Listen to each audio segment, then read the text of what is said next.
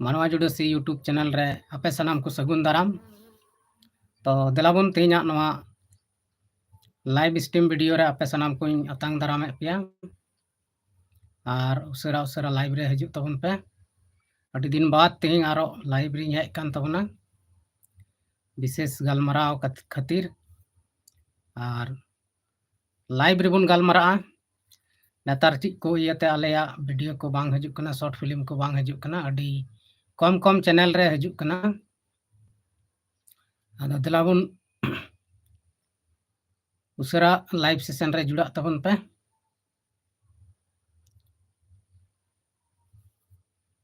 Mitten हो बापे हजू कान तबना ओनाते लहा से चीज कथाई मेन तबना ओकागे बन हुदिस दाड़े कना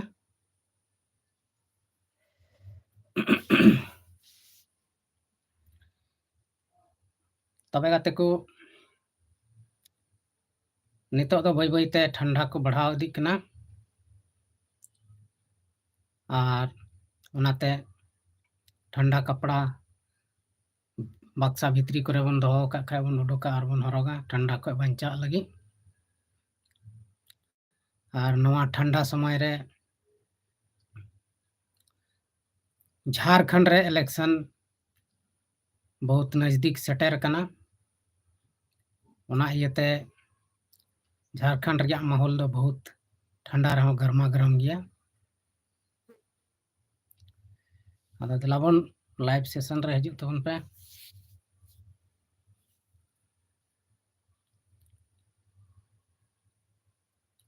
ओकागे बन बुझ दाड़े कना वीडियो पब्लिक कना से बांग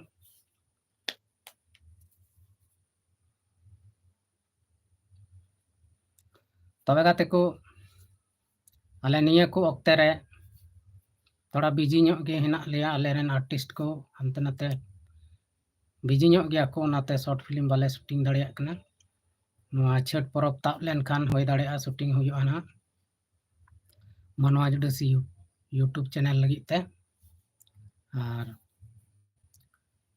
एटा चैनल लगी ते एल्बम को शूटिंग हुई कना और अपलोड हो किछु अपलोड कान गया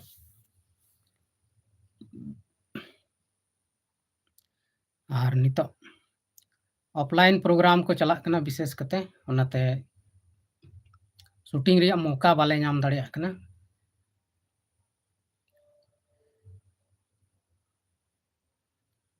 आदो गाते को आपे हजू तबन पे लाइव रे उसरा मी होड़े हे कान तबना आयमा आयमा सरहा ओकयटा चोन हे कान तबना और हे दड़ केदा ढुंबा कते दड़ के तबना एकदम नासेना हे कोना और हे दड़ केदा होय दाड़े दिक्कत रे ना पसे क्लिक लगा कदा और दड़ केदा पसे अच्छा ठीक गया आयमा सरहा आयमा दिन बाद लाइव सेशन रे हजू कना ओनाते पासेन दो कोय हम बापे हजू कान तबना तबे गाते को छठ कली तापना अब छठ सेटेर कना ओना साथे झारखंड रिया विधानसभा इलेक्शन हो सेटेर कना नेसा इलेक्शन दो बहुत जबरदस्त मेना और जबरदस्त लड़ाई मेना एनडीए और इंडिया गठबंधन यानी बीजेपी और नते झारखंड मुक्ति मोर्चा साथे कांग्रेस को आदो झारखंड रे नितो बन बड़ाया वर्तमान रे जेमे में सत्ता मेना जेमे में से इंडिया गठबंधन सत्ता मेना उनी राजदाय हेमंत सोरेन के मुख्यमंत्री और गाते को 5 साल रे दरमियान रे अडी अडी मुश्किला हेना पहिल कोरोना हेना इन कते हेमंत सोरेन जेल को इदी किया आयमा लेकाना मुश्किल रे ओना मुश्किल को कटाव कटाव ते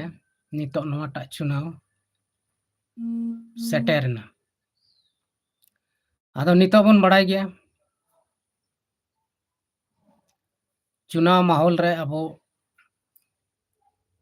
अकोयटा बन सपोर्ट या ओना दो अपना अपनी मने कना अपना अपनी मत कना जहां टाइम बन सपोर्ट दड़े बीजेपी चाहे जेएमएम जहां टारेन गी सरकार किन बिना आम पब्लिक दो हालांकि कोनो फर्क बांग पड़ाव को चेदा से उनको दो बाकू कमी लेखान से बाबुन कमी लेखा बाबुन खटाव लेनखा बाबुन चाटावा आदो भोट एमो दो अब कर्तव्य कान तबना ओनाते भोट एमो दो बन चला गया जतो हड़ गे नितो भोट 13 तारीख 13 नवंबर खन शुरू कना और नेस दो बार चरण रगी चुनाव हुआ मिटन 13 तारीख और मिटन 20 तारीख तो आले से नते गिरिडी से संथाल परगना नवा करे दो पासे लास्ट चरण रे हुआ चुनाव 20 तारीख और नितो दो पूरी जोरसोर प्रचार प्रसार को लगाव कना पार्टी कल्पना झारखंड मुक्ति मोर्चा रेन स्टार प्रचारक कल्पना मुर्मू सोरेन पूरे जोर सोरे लगाव कदा दोबारा हेमंत सोरेन मुख्यमंत्री बनावे लिया ओना इयते पूरी गोटा झारखंड दाड़ान कना हर विधानसभा क्षेत्र प्रचार प्रसार लगी चला कना और आज हो गांडे खने तिंगो कना जहां दो नितो हॉट सीट बनाव कना ओंडे बीजेपी हो मिटन लेडी से तिंगो कदिया जेमन लेडीज किन लड़हया आदो कोयटा किन दाड़िया ओना दो बाबन लई दाड़िया चिली को सिकड़ी को हजू कना ओनाते थोड़ा मुश्किल बुझे लाइव रे मुंह करे मोचा करे को गेगर कना नवा करे पूरा झूड़ मिना ओनाते सिकड़ी को हजू कना तो नितो 9-10 बजा कना ओना इयते पासे होई दाड़िया लाइव रे बापे जुड़ा कान तबना कमी करे बिजी गे मिना पे आदो जय बाहु नितो चुनाव बखरा थोड़ा गलमारा लेंगे इसके बाद एटागा बन गलमारा तो चुनाव रे दो नितो झारखंड मुक्ति मोर्चा पूरे जोर सोर दोबारा सरकार बनाव लगी है कुरुमुटु कदा और हंते बीजेपी हो पूरे जोर सोरे लगाव कना बीजेपी सरकार बनाव लगी बाबूलाल मरांडी मुख्यमंत्री बनाव लगी से झारखंड मुक्ति मोर्चा खन अडिगान नेता को चलावना बीजेपी ते एकेन उनको सपना मेना बोले झारखंड रे मुख्यमंत्री बना मेनखान नौका को ढेर ना जे मेनते कोयटा को बना मान लिया सत्ता रको हेज लेनखान नोआ बहुत बड़ा मुश्किल आदो गते को झारखंड मुक्ति मोर्चा मा ताय गिताय जदि सत्ता रे हेज लेनखान हेमंत सोरेन और मिदम मुख्यमंत्री बनाव दाड़िया और उनी हो अडिगान पब्लिक आयमा लेकना लोभ लालच से बेस कमी मेता एम कना आयमा लेकना मुद्दाय दो कदा चुनाव जीतव लेनखाय से सरकार बनाव लेनखाय 500 टका गैस सिलेंडर एमआ नौकरी एमाव को बेरोजगारी लगाया आवास एमआ अबुआ आवास एमआ आयमा लेकना मुद्दाय दो कदा से आयमा लेकना लई सदर कदा जे नवा कोई कमी आदो कमी दाड़े से बाय कमी दाड़े नवा दो बाबन मेन दाड़े चेदा से आयमा गान पार्टी आयमा लेकना को रोड़ा चुनाव लहा रे मेनखाय तायनम तेदो ओना बांग दो को हिड़िंग बांग दो को चिका बन मेन किया ओना इन बई लई दाड़े अब जखन प्रधानमंत्री नरेंद्र मोदी बना कान तेनाय उनरे आयमा रे वादा लगा नौकाय हनकाय और नित होय वादाय कान गया मेनखान मिटटेन हो बाय पुरव लदा गैस एम ना फ्री ते मनखाने चिका किदा निना ढेर गैस दाम बढ़ाव किदा इन ढेर बढ़ाव किदा जे मेनते अकोयटा हो आतु देहात रेन हर गैस बाको जुल दाड़िया आदो नहय नोंका को वादाय गया मेनखा पुराव कते आर हं को नहय नोंकाया नितो मैया सम्मान योजना जहां हेमंत सोरेन अगू कदा हेमंत सरकार अगू कदा 1000 टका को नामे कना गोगो हर तो नोआ रहो आयमा नछो अडी गान हर बाको नाम कदा बाको नाम दा बांग हजू कान तकवा मी किस्त बार किस्त को नाम किदा ओकार चो अटकाव कान तको कोनो बुझी बांग नाम कना अब नोआ को मस्ते होइलन खा मा ठीक गया और मजते बांग होइलन खा तो नोआ अंते दिक्कत गया नितो मैया सम्मान योजना रे पैसा बढ़ाव कते 2500 कदा ओना दिसंबर कोन जुदी हेमंत सोरेन सरकारे बिना तब दो नोआ हो ताहेना बाय बनाव लेनकान एटा हर सरकार को बनाव लेनका उनको ची को अगुया से नोआ को खत्म ओना दो बाबन लय दाड़िया 23 तारीख बाद गे ओना दो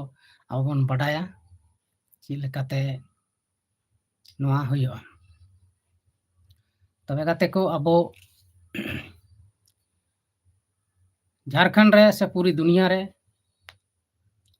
अबो आदिवासी को लटू जत को सामने रे तीना मान सम्मान मेना नोआ दोबन बडाय गया और धर्म बखराते अब को लड़ाई चुए बना और एक दूसरे आदिवासी रे नहय नोआ को बहुत ध्यान एमो हुआ और अब आदिवासी जुमिद तहन हुआ जुमिद हुआ तबे गे अब अबुआ हक अधिकार लगी हबन लड़ाई दाड़िया और जुदी अब उनको कथा गेबन चला से बन मे लुतुरा तबे दो अब आदिवासी रे तापाम झगड़ा कते अब जहाँ आरक्षण में सनाम घटा से घटाव कते आज चाबा तबना अब लास्ट रे अब जनरल बन हुआ जनरल रे दो जहाँ आदिवासी लाभ इयते निना हबी अब बन राकाब अकाना उनका दो बांग होई दाड़िया जनरल लेन खाय बन अदो ना इयते जहाँ हड़ गे से जहाँ जाति गे से जहाँ एमपी एमएलए गे अब जुदी अपनार आदिवासी जाति धर्म बखराते से अब एकता बखराते जहाना उल्टो फुल्टो को रोड़े खान ओना दो बहुत ध्यान ते आर ओना विषय ते थोड़ा गान हुदिस गांडन कते गे उनको कथा रे दो चला हुआ और बांखान दो अब दोबन गेलो अबो ईसाई विदिन हिंदू विदिन नोआ को इयते बहुत को झगड़ा चुए बना अबुरेन आदिवासी बया को कुछ ईसाई धर्म रे मेना तबना मेनखान धर्म दो अपनार जगह रे मेना जीत अपना जगह रहना परिस अपना जगह रहना धर्म दो धर्म कना जत परिस दो जत परिस कना धर्म दम बदल दाड़े जत परिस दो बाम बदल दाड़े समुदाय दो बाम बदल दाड़े आदो भारत रे धर्म रिया दो कोई प्रतिबंध बनुआ आम जहाटा धर्म गेम कुसिया कान ओना धर्म गेम मनाव दाड़े मेनखान अब नहय नवा गे अब को फोड़ावे बना अपनार जाति जाति को लड़ाई चुए बना नवा दो बहुत बड़ा मुश्किल कना और बहुत बड़ा बीमारी कना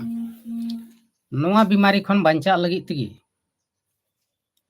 अब आदिवासी बया मिश्रा को हुदिस हुई तबना ची जहां हड़ गे अब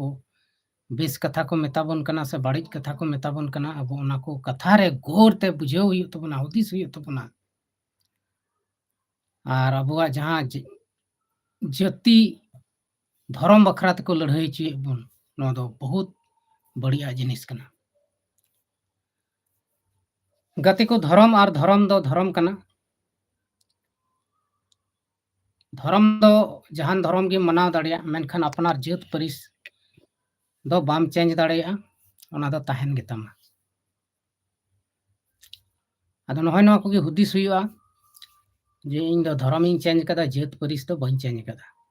और बांग चेंजो से बांग बदल ओना को दो।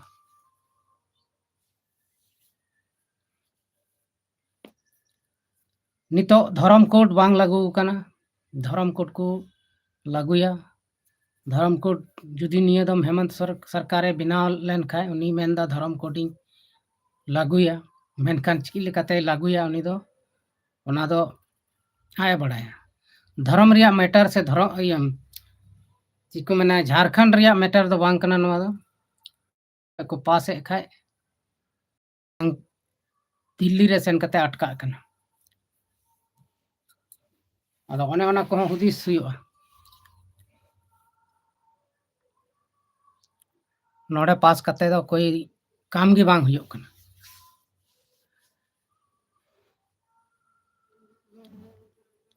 तेहें अबुरेन आदिवासी को अडिगान को कमी किदा अडिगान को तरक्की किदा एनते हों उनको जहाँ आदिवासी या कना जहाँ आदिवासी बेमानत कना लट्टू जत को समांग रे ओना दो बांग चबाव कना छुआछूत नवा को दो बांग चबाव कना चेदा से भारत रेन प्रधानमंत्री द्रौपदी मुर्मू जहाँ दो आदिवासी कना मेनखान उनी मंदिर रे बाको बोलो हचोए चेदा से नुई दो बोले आदिवासी कना अदो उनको समांग रे जहाँ तिना लट्टू हड़ गेम बिना मेनखान उनको ब्राह्मण से बीजेपी दल रेन हड़ को दो नवा बाको चाह कना जे आलेया मंदिर रे नुको आदिवासी बोलो कते को पूजियई नवा दो बहुत बड़ा बेइज्जत से बेमानत कना नौका बेमानत दो बांग चाहिए कना कोई भी इंसान कोई भी हड़ उनी दो मिटन मानव जाति कना मानवा लका के व्यवहार चाहिए जहाँ टा धर्म रेन कान के जहाँ तिना रेंगे नाचार के मेनखान नुको दिकु पेड़ा जनुम झंटी बाको बुझेवा उनको दो बाको बुझेवा आबो को बेइज्जत बेमानत बन रे अडी खुशी रस्के को बुझेवा लाहा लाहा दो पूरे भूलो में और ताइनम ते दो पूरे परेशान में नवा गे उनको कमी कना लाहा ते दो बहुत बड़ा बड़ा सपना नेल चुमिया और सुना सपनाम नेल किदा सपना लकाम कमी किदा तबे तो आया लाभ दो पूरा पूरी होयन गे आम दो जहाँ का तहांगे तहनो और अब गणो हो को गणो बनो उनका अदो गति को लाइव सेशन वीडियो रे नहय नवा को कथा के बन गालमरा कना और गालमरा ना बन आर बन गालमरा आले चैनल को बखरा चैनल रे अडी लोकन गे शॉर्ट फिल्म ना हजुआ मिटन गाना पहिल दो हजुआ ना जहाँ दो शूटिंग औरीला शूटिंग कते किछु बाकी गे ना ओना शूटिंग पूरा लेन खाइ गे नय छेड बाद अपलोड आदो पे सनाम को ठेन नेहर मेना जहाँ को मनवा जुडसी यूट्यूब चैनल बपे सब्सक्राइब का सब्सक्राइब करते दोय तबन पे आर नवा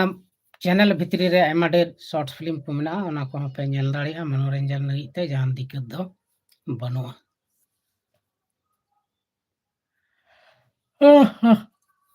दुड़ुब दुड़ुब ते थोड़ा दुदलुम को हजु कना आदो ज़्यादा देर तक दो बन लाइव स्ट्रीम रे बन तहन तबना नितो किछु घड़ी परे गिन बंदोय तबना आदो कुरुमुटुयिन आर हो कलम कुरुमुटुयिन सॉरी गलती किदिन कलम इन मेने माने हजू कनी वीडियो इन मेने खाय तो कलम से मेन गो कदा आदो हजू कान लाइव सेशन वीडियो रे आर हो मस्त जहाना को लेकते हजू मज जिनिस को लेकते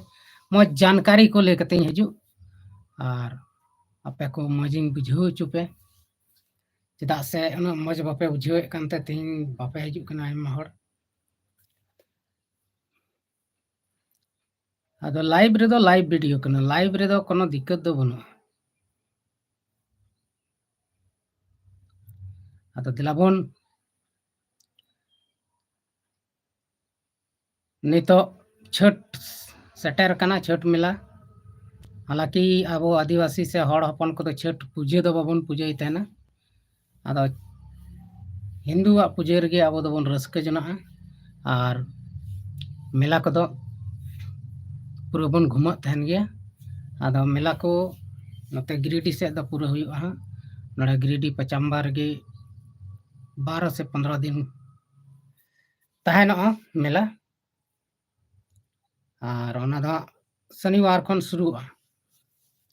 आदो जहां को गिरिडीह पचाम्बा रिया मेला नेल सनाय कन पे हेज दाड़े ताबना और हेज कते पे घुमाव दाड़ेआ। आयमा लेकाना खेला को तहना, अडी मज मज जिनिस को अगुया, अडी लटू मार्केट लगा तहना और अडी रस्का घुमा रहा बुझा। आदो नोंका लेकाते अब पे हेज दाड़ेआ और नोडे पे घुमाव दाड़ेआ। मा तबे एंडे खान सनाम कोगे तेहना नो लाइव सेशन वीडियो दो इनका गबन गालमारा कना। मा तबे एंडे खान सनाम को मुचाद जोहार।